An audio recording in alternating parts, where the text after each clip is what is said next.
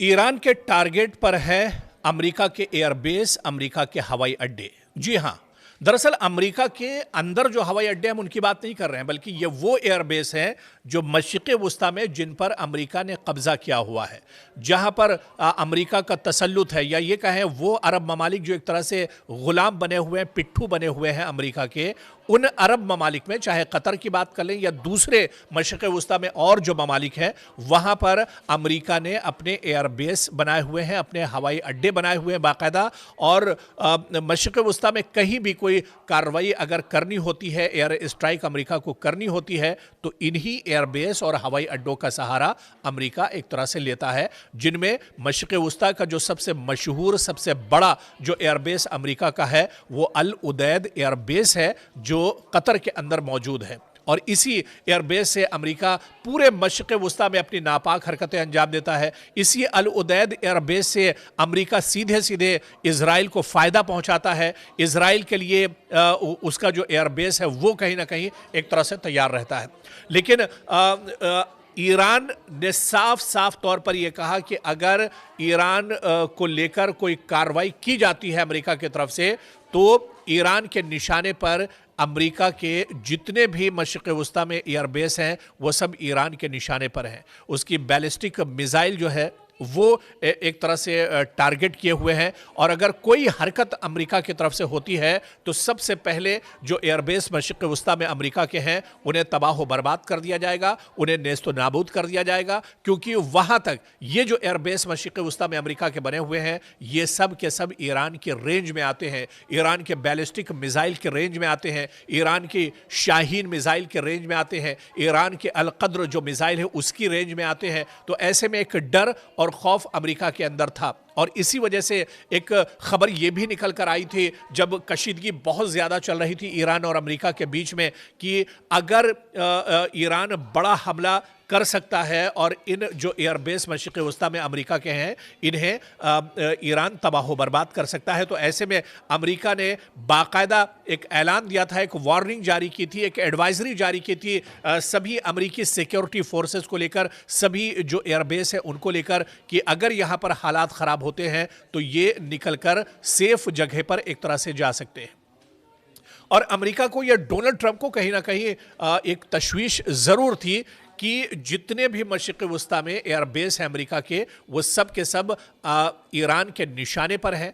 एक इशारा अगर ईरान के supreme leader ayatollah Ali Khamenei या ईरान के आर्मी चीफ करते हैं तो फिर मशरिक़ वुस्ता में अमेरिका के जो एयरबेस हैं वो तबाह बर्बाद हो जाएंगे, नेस्तो नाबूद हो जाएंगे। इसी वजह से कोई भी कार्रवाई करने से पहले डोनाल्ड ट्रंप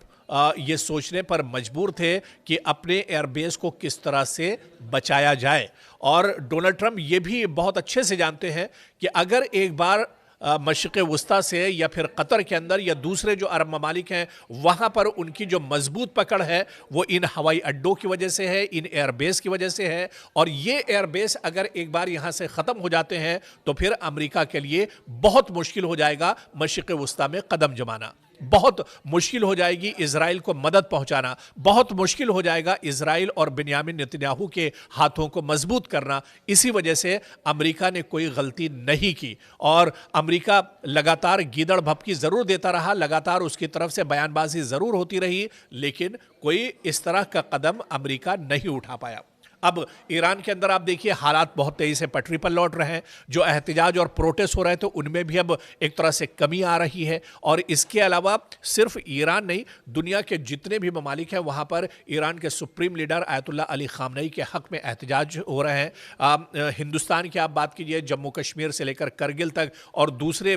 जो स्टेट हैं वहाँ पर आयतुल्ला अली खामनेई, इस्लामी सल्तनत और ईरान की इंतज़ामिया और सरकार के हक़ में बड़े पैमाने पर यहाँ पर एहतजाज किए जा रहे हैं। और इसके अलावा इन एहतजाज में इजराइल और अमेरिका के खिलाफ नाराजगी जाहिर की जा रही है। दरअसल इजराइल या अमेरिका किसी के भी मुल्क में जाकर ज़बरदस्ती उसके मामलात में मुदाखलत करते हैं, और यही सबसे बड़ी वजह है लोगों में नाराज़गी की। हालिया दिनों मिसाल वेनेजुएला के सामने है कि वेनेजुएला पर किस तरह से उसके अंदरूनी मामलात में मुदाखलत दी गई और रातों रात एक तरह से वेनेजुएला को हथियाने की नापाक हरकत अमेरिका की तरफ से की गई। और अमेरिका यही समझ रहा था कि जिस तरह से वेनेजुएला के साथ हमने किया है वही हम ईरान के साथ भी कर लेंगे, लेकिन ईरान ने यह बता दिया कि वो वेनेजुएला नहीं है, यहां पर मादुरो नहीं है, बल्कि यहां पर ईरान के supreme leader Ayatollah Ali Khamenei हैं, जो सिर्फ सियासी रहनुमा नहीं है बल्कि एक मजहबी रहनुमा है। और यहां पर अगर कोई कार्रवाई आयतुल्लाह अली खामनेई के खिलाफ होती है तो पूरी मुस्लिम दुनिया एक तरह से अमेरिका और इजराइल को हिला कर रख देगी। और आखिरकार यही हुआ कि जब पूरी दुनिया से आवाज़ उठी,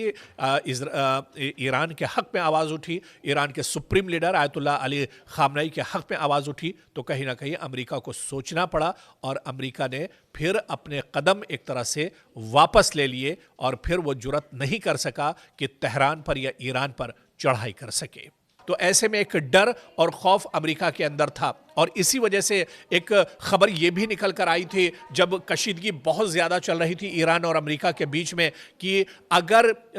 ईरान बड़ा हमला कर सकता है और इन जो एयरबेस मशरिक़ वस्ता में अमेरिका के हैं इन्हें ईरान तबाह बर्बाद कर सकता है। तो ऐसे में अमेरिका ने बाकायदा एक ऐलान दिया था, एक वार्निंग जारी की थी, एक एडवाइजरी जारी की थी सभी अमेरिकी सिक्योरिटी फोर्सेस को लेकर, सभी जो एयरबेस है उनको लेकर कि अगर यहाँ पर हालात ख़राब होते हैं तो ये निकलकर सेफ जगह पर एक तरह से जा सकते हैं।